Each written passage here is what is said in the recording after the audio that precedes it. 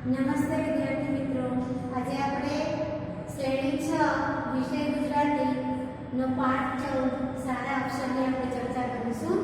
પાઠનો પ્રકાર છે સંવાદ. સંવાદ એટલે એકબીજા વચ્ચે જે વાતચીત થાય એને સંવાદ કહેવાય. અને એના લેખિકા છે પિંકીબેન પંડ્યા. હવે આપણે પહેલા લેખિકાનો પરિચય કરી દઈએ કે પિંકીબેન પંડ્યાનો જન્મ અમદાવાદ જિલ્લામાં થયેલો છે. તેઓ અમદાવાદની કોલેજમાં જ અધ્યાપક તરીકે કામ કરે છે. તેમણે ગુજરાતી ધ્વનિ વ્યવસ્થા, ગુજરાતી કોર્સ રચના, ગુજરાતીના સહાયક ક્રિયાપદો વિશે પણ સંશોધનો કર્યા છે. ત્યાર પછી એમને સાહિત્ય પરિષદ અને સાહિત્ય અકાદમી તરફથી એમને કેટલાક પુરસ્કાર પણ મળેલા છે. આ પાઠની અંદર પિંકીબેન પંડ્યાએ અભ્યાસની સાથે કેટલીક જીવનના જે વ્યવહારો કામ છે એની પણ વાત કરેલી છે. સારા અક્ષર વિશે એમણે વાત કરેલી છે કે જીવનની અંદર સારા અક્ષર એ પણ કેટલું બધું મહત્વ ધરાવે છે. તે માટે તેમણે આ પાઠમાં કેટલાક શબ્દો લખ્યા છે, જેમ કે ચારજોને બદલે મારજો વંચાય છે. ખરાબ અક્ષર કાઢીએ તો અક્ષર વંચાતા નથી, એટલે ચારજો લખેલું છે એના બદલે મારજો વંચાય છે. ત્યાં આવી ખરાબ અક્ષરના લીધે કેટલીક ગડબડ થાય છે અને એનો અર્થનો અનર્થ થાય છે, અને તે તરફ પિંકીબેન પંડ્યાએ આપણું ધ્યાન ખેંચ્યું છે. સાથે સાથે સારા અક્ષર શક્ય હોય ત્યાં સુધી આપણે કરવા જોઈએ, અને એના માટે સારા અક્ષર કરવા માટે આપણે પ્રયત્ન પણ કરવા જોઈએ. સારા અક્ષર માટે એક પંક્તિ ગાંધીજીએ પણ આપણે કીધી છે કે ખરાબ અક્ષર એ અધૂરી કેળવણીની નિશાની છે. એટલે અક્ષર પણ એક પ્રકારની ખરાબ અક્ષર એ પણ એક પ્રકારની કેળવણી છે. ત્યાર પછી આપણે ગુજરાતીમાં કહેવત છે કે સારા અક્ષર એ હાથનું ઘરેણું છે. જેમ શરીર પર આપણે શોભા વધારવા આપણા કપડાં પહેર્યા હોય, સારા કપડાં પહેર્યા હોય, અને પછી એની શોભા વધારવા આપણે કેટલાક આભૂષણો પહેરીએ છીએ, એમ સારા અક્ષર એ પણ એ આપણું હાથનું ઘરેણું છે. સારા અક્ષર હશે તો આપણી દરેક જગ્યાએ એની જે માન છે એ ઉપસી આવે છે. તો આપણે પાઠની ચર્ચા કરીશું. હાર્દિક સૌથી પહેલા બોલે છે.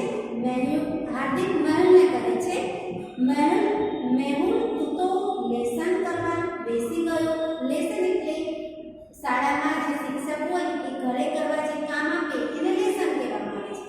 લેસન કરવા બેસી ગયો. ચલને રમવા, ચલને એટલે ચાલ. બધા જ તારી રાહ જુએ છે. મેહુલ જવાબ આપે છે, હા, લેસન પૂરું થઈ જાય એટલે શાંતિ રહે. હાર્દિક કહે છે હવે, અરે વાહ, તારી નોટના પન્ના કેવા મસ્ત છે.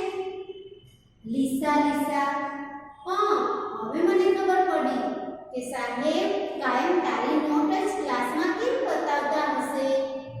મેહુલ આવું કોને કે હાર્દિક કોને કે છે? મેહુલને કહે છે. હવે મેહુલ જવાબ આપે છે, મારી નોટમાં લીસા પાના છે એટલે કઈ સાહેબ ક્લાસમાં નથી બતાવતા, પણ મારા અક્ષર સારા છે અને નોટમાં હું છેડછાડ નથી કરતો ને એટલે સાહેબ બધાને બતાવે છે. છેડછાડ એટલે આપણે જે લખાણ લખીએ છીએ એમાં ક્યાંક ખોટું પડી જાય તો એના ઉપર આપણે લીટી કરી દઈએ છીએ. આપણે એને બોલીએ છીએ ત્યારે છેડછાડ બોલીએ છીએ, પણ ગુજરાતી ભાષામાં લખાય છે એને છેડછાડ લખાય છે. છત્રીનો વપરાય છે. હાર્દિક કહે છે, હા, પણ લીસા અને સરસ પાના હોય તો અક્ષર સરસ જ આવે ને, લખવાની પણ મજા આવે. મેહુલ કહે છે, લીસા પાના હોય એટલે અક્ષર સરસ આવે એવું ના હોય. સોનલ હવે કહે છે, અરે હાર્દિક, તને આ મેહુલને બોલાવવા મોકલ્યો અને તું જઈ બેસી પડ્યો. બધા ભીલું એટલે બધા જે મિત્રો હોય એ સાથીદાર છે તે પણ નક્કી થઈ ગયા છે. બધા તમારી વાટ જુએ છે. વાટ જોવી એટલે રાહ જોવી. અહીંયા સરખા જે મિત્રો છે એ એક સાથે બેસે છે અને સારા અક્ષર વિશેની વાતચીતો કરે છે. મેહુલ જોને સોનું તું જ કહે એને, આ મારી વાત સમજતું જ નથી. સોનલ: કેમ, શું થયું? મેહુલ કહે છે, એ મને કહે છે કે મારી નોટના પાના લીસા છે એટલે મારા અક્ષર સરસ આવે છે. એવું તે કંઈ હોતું હશે? સોનલ કહે છે, ના યાર, એવું તો ના હોય. જોને મારા પપ્પા મારા માટે મોંઘી મોંઘી નોટ ક્યાં લાવે છે. હાર્દિક: મારા પપ્પાને તો હું કહું છું તોય નથી લાવતા. રાધા: એવી બધી તો પપ્પાને ખબર પડે જ ને.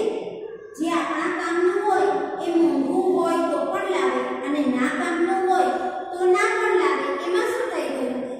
હાર્દિક કહે છે, હવે પણ એટલે તો મારા અક્ષર સારા નથી. સોનલ: એવું કશું નહીં, મારા અક્ષર તો ગમે તેના પર લખું પણ સરસ જ બતાવે છે.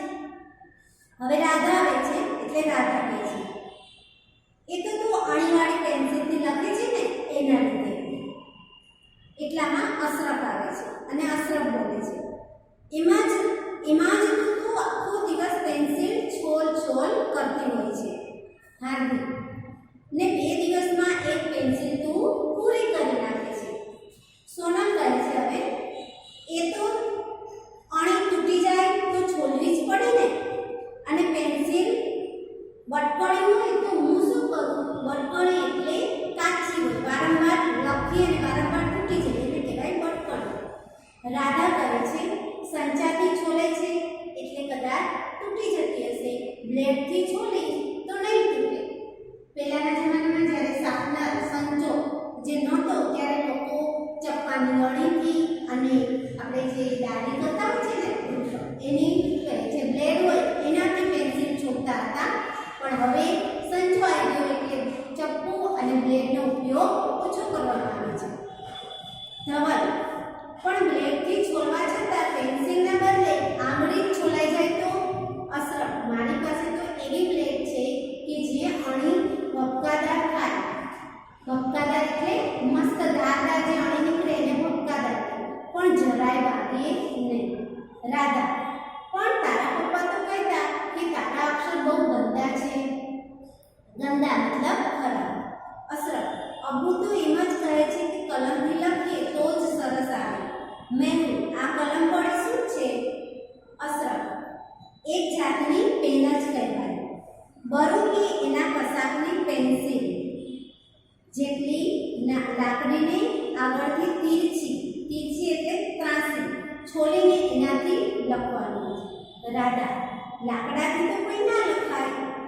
ધવલ: એમાં સાઈ કે રિફિલ કેવી રીતે ભરાય? લાકડાની જે આપણે પેન્સિલ બનાવીએ જાતે તો એમાં કેવી રીતે સાઈ કે રિફિલ ભરીએ, એનાથી કેવી રીતે લખાય? તો અશરફ એનો જવાબ આપે છે, કલમમાં રિફિલ ના નખાય અને એમાં સાઈ પણ નહીં કરવાની. ધવલ: તો પછી કેવી રીતે લખવાનું? અશરફ: કલમને દવાત એટલે સાલનો જે ખડિયો હોય, બોટલ હોય એને દવાત કહેવાય. એટલે કે ખડિયામાં બોળવાની અને એનાથી પછી લખતું જવાનું. લાકડાની જે પેન્સિલ બનાવી એને સાલના ખડિયામાં બોળતું જવાનું, લખતું જવાનું, બોળતું જવાનું, લખતું જવાનું. હાર્દિક: તો વારે ઘડીએ એટલે વારંવાર ખડિયામાં બોળ્યા જ કરવું પડે. અશરફ: હાસ તો પણ એનાથી લિખાય બહુ સરસ આવે. ધવલ: એના કરતાં આપણી બોલપેન સારી ને? અણી છોલવાની ચિંતા, સાઈ ભરવાની માથાકૂટ, કે ના હાથ ગંદા થાય, રિફિલ ખલાસ થાય એટલે બદલી કાઢવાની, બસ એટલું જ. એમ. સોનલ: પણ એનાથી તો અક્ષર ગંદા આવે. મેહુલ કહે છે, હવે મારા અક્ષર તો બોલપેનથી લખું તો પણ સારા આવે છે. હાર્દિક કહે છે, સારા અક્ષર તો પણ સરસ છે. હું તો પેન્સિલથી લખું કે બોલપેનથી, અક્ષર સારા આવતા જ નથી. રાધા કહે છે, એનો અર્થ એ જ કે પેન્સિલ, બોલપેન જે ફાવતું હોય એનાથી લખવાનું. સારા અક્ષર હોય તો ગમે તેનાથી લખો, અક્ષર સારા જ આવવાના, અને ખરાબ હોય તો ગમે તેવી સારી પેન્સિલથી લખો તો અક્ષર ખરાબ જ આવવાના છે. હાર્દિક: પણ ખરાબ અક્ષરને લીધે કેટલી બધી તકલીફ કેમ? ધવલ પ્રશ્ન કરે છે, કેમ? હા, કે મારા સાહેબ કહેતા હતા કે મારા અક્ષર ખરાબ છે એટલે મારા માર્ક્સ કપાઈ જાય છે. માર્ક્સ એટલે ગુણ ઓછા આવે છે. અક્ષરના પણ માર્ક્સ પરીક્ષામાં કપાઈ જતા હોય છે. હું શું લખું છું તે જ તેમને ખબર પડતી નથી. કેમ? શિક્ષકો જ્યારે પેપર તપાસતા હોય ત્યારે એની અંદર તમે ખરાબ અક્ષરે લખેલું લખાણ જો એમને વંચાય નહીં એ વાંચવાનો પ્રયત્ન કરતા હોય છે શિક્ષકો, પણ જો એમને ઘણા પ્રયત્નો કરવા છતાં પણ વંચાય નહીં તો શું થાય છે? તમારો જવાબ થોડો ઘણો સાચો છે તો એના અડધા માર્ક્સ આપી દે છે, અડધા કાપી નાખે છે. રાધા, અરે એના લીધે તો કેવી ગડબડ થતી હોય છે. મારી મમ્મી બહારગામ ગઈ ત્યારે મારા કોઈએ મારી મોટી બહેનને કાગળમાં લખ્યું, માટલું બરાબર સાફ કરજો. માટલું એટલે પાણી ભરવાનું જે માટલું હોય તે, જે આપણે પાણીયાળા પર પીવા માટે ભરીએ છીએ તે. ઓટલું બરાબર વાળજો. બહારનું જે આંગણું હોય ઘરની આગળ એ ઓટલું. અને અમને એવું વંચાયું ચાટનું, માટલાની બદલે ચાટનું વંચાયું. અને ચાટનું એટલે અહીંયા ચાટલાનો અર્થ થાય છે અરીસો, દર્પણ. ચાટનું બરાબર સાફ કરજો, બરાબર વાળજો. તે મારી બહેન તો બિચારી રોજ દરેક ચાટલા સાફ કર્યા કરે કે જેટલા અરીસા એ ઘરના બધા જ સાફ કર્યા જ કરે અને ટૂંકા વાળમાં ચોટલો વાળવાની કોશિશ કર્યા કરે. બિચારી એની એટલી કંટાળી ગઈ કે વાત જ નહીં. અશરફ, ખબર પડી ત્યારે હું હસ્યા, બહુ હસ્યો અને હસો નહીં. રાધા, હાસ તો પણ કોઈ વાર ઓઢનું ચોળ વેતરાઈ જાય છે. અહીંયા એક રૂઢિ પ્રયોગ છે, આ ઓઢનું ચોળ વેતરાઈ જાય, મતલબ કે કંઈક ના બદલે કંઈક થઈ જવું. હાર્દિક, મેં એકવાર સાંભળ્યું હતું કે એક જણે ગામડે કાગળમાં લખ્યું કે ઢોરને બરાબર ચારજો, અને ત્યાં એવું વંચાયું ચારજોના બદલે મારજો વંચાયું કે ઢોરને બરાબર મારજો. તે એમાં પેલા બિચારો ઢોર માર ખાઈને અધમુવા જેવો થઈ ગયો. અધમુવા એટલે અડધો મરી ગયેલા જેવો થઈ ગયો. મેં એટલા માટે તો ગાંધીજીએ કહ્યું છે કે ખરાબ અક્ષરો એ અધૂરી કેળવણીની નિશાની છે. હાર્દિક, પણ ગંદા અક્ષર સુધારવા હોય તો શું કરવાનું?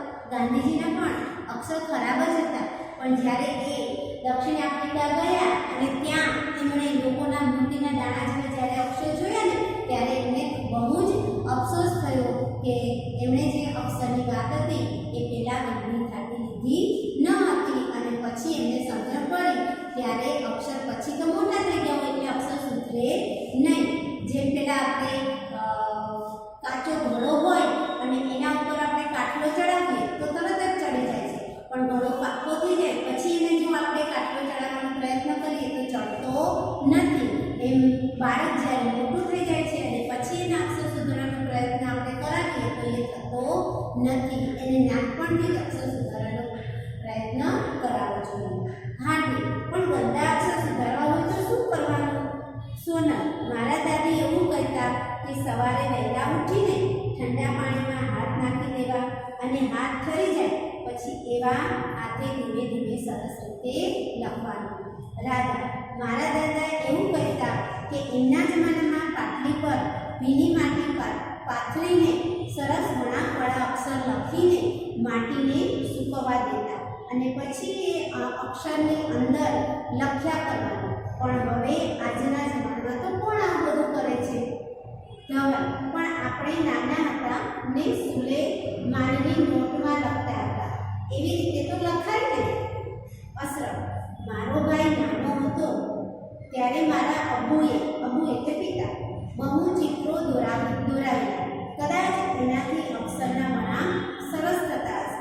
તું પણ વર્તુળ, અર્ધવર્તુળવાળા, ઊભી, આડી, ત્રાસી, લીટીવાળા ચિત્રો દોરી જોડે.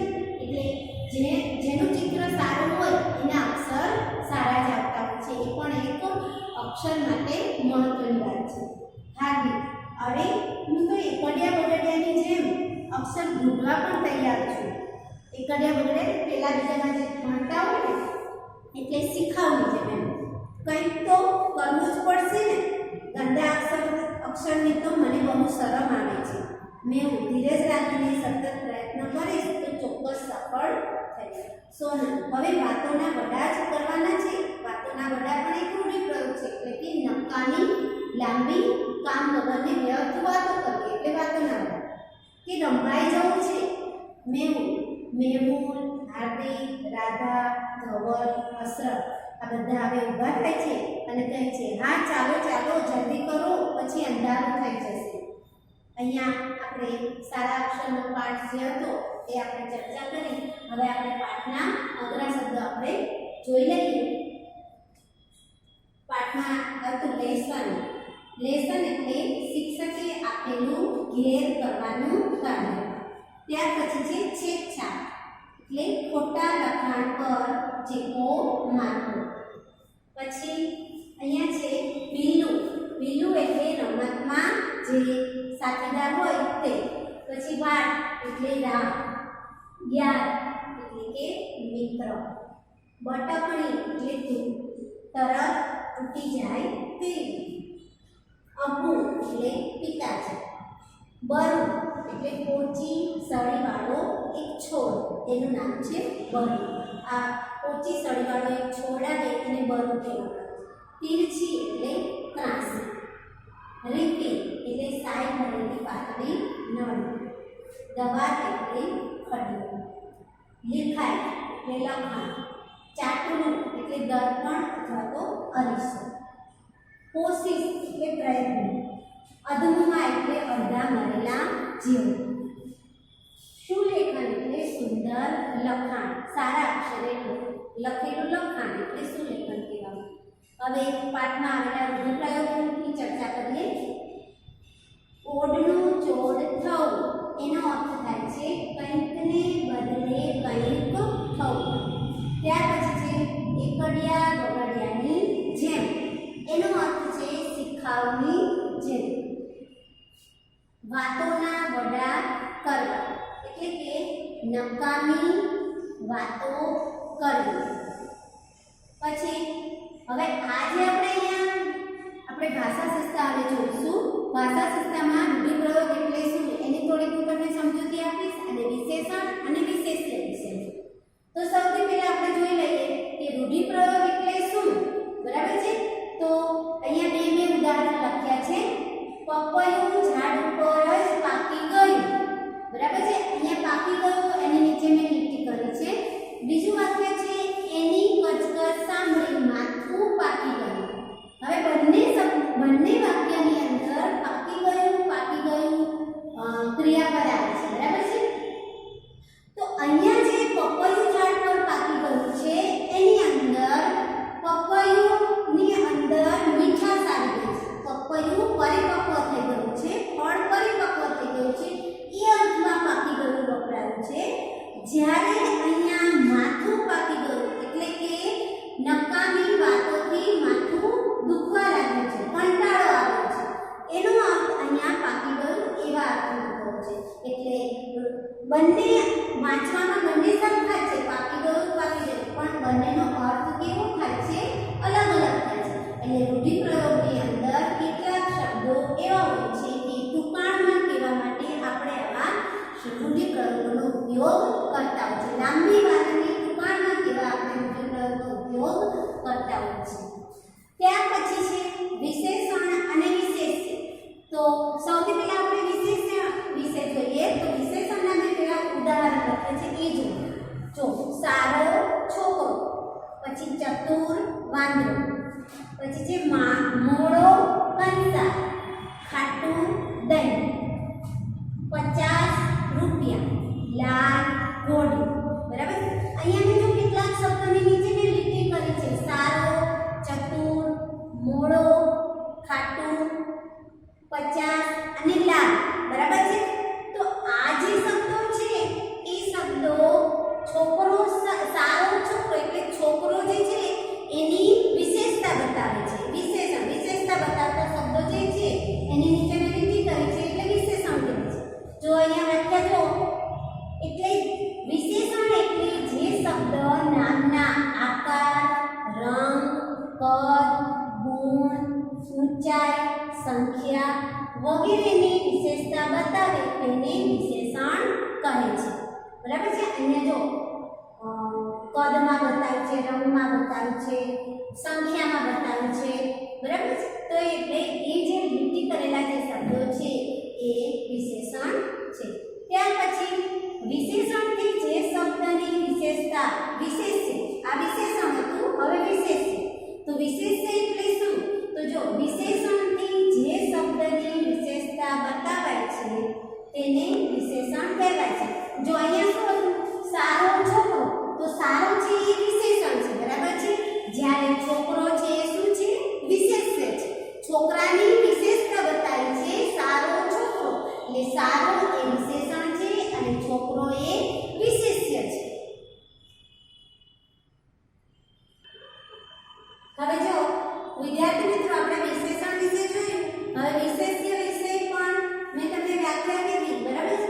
હવે તો એના વિશેષ્યના થોડાક ઉદાહરણ મેં લીધા છે. બંનેના તમે જોઈ લો. વિશેષણ અને વિશેષ્ય એના ઉદાહરણ છે ભીની માટી, સારા અક્ષર, નવું માટલું, લાંબો ચાકલો, નવી પેન્સિલ, મોંઘી નોટ, લીસા પાના, ડાયો વિદ્યાર્થી.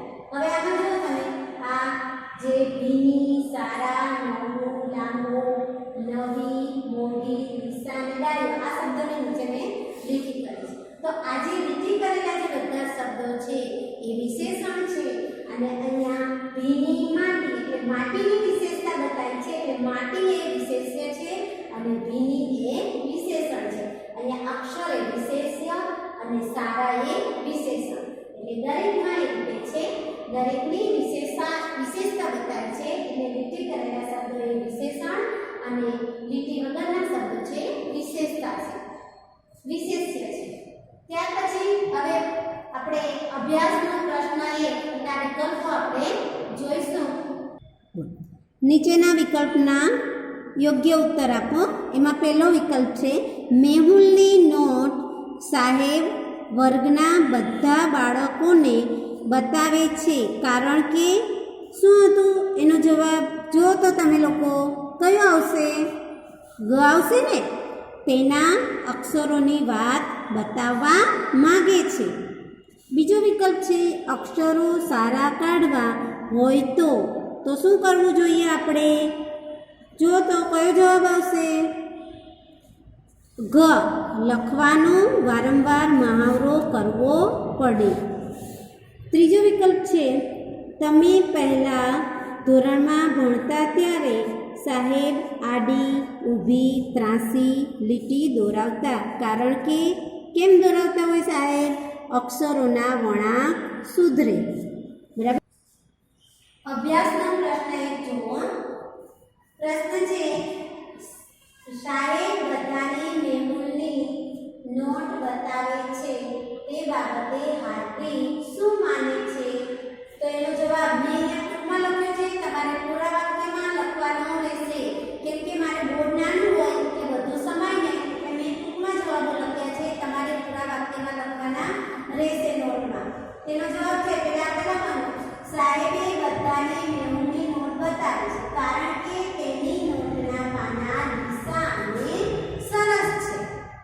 બીજો પ્રશ્ન છે ચારજોને બદલે કયો શબ્દ વંચાયો?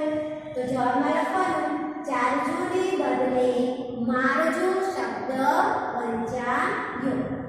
ત્યાર પછી ત્રીજો પ્રશ્ન સોનલના પપ્પા તેને કેવી નોટ લાવી આપે છે? તો એનો જવાબ છે સોનલના પપ્પા તેને સસ્તી નોટ લાવી આપે છે. પ્રશ્ન 4 અશરફ કલમને શેમાં બોલવાનું કહે છે? તો એનો જવાબ છે અશરફ કલમને શાયના ફળિયામાં બોલવાનું કહે છે. હવે પ્રશ્ન 3 છે અભ્યાસનો પ્રશ્ન 3 નો પહેલો ઓડનું ચોડ વેતરાઈ જવું એટલે શું? તો એનો જવાબ ઓડનું ચોડ વેતરાઈ જવું એટલે કંઈકને બદલે કંઈક થઈ જવું.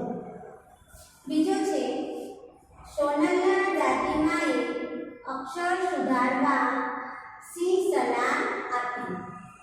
જવાબ છે સવારે વહેલા ઉઠીને ઠંડા પાણીમાં હાથ નાખી દેવા અને એ ઠરી ગયેલા હાથથી ધીમે ધીમે લખવું, એ દાદીમાએ સલાહ આપી હતી. હવે સ્વાધ્યાયનો પ્રશ્ન એક છે, એના 6 પ્રશ્નો તમારે નોટમાં જાતે કરવાના છે. હવે સ્વાધ્યાયનો પ્રશ્ન 1 ના 6 પ્રશ્નો જાતે કરવાના, સ્વાધ્યાયનો પ્રશ્ન 3 કરવાનો અને ત્યાર પછી અહીંયા મેં બોર્ડ ઉપર સમાનાર્થી અને વિરોધી શબ્દ લખ્યા છે, એ પણ જોઈ લો. સમાનાર્થી શબ્દ છે મસ્ત એટલે સરસ, ગરબડ એટલે ગોટાળો, રીત એટલે ઢબ, કાયમ એટલે હંમેશા, બહુ એટલે પુષ્કળ, શરમ એટલે સંકોચ.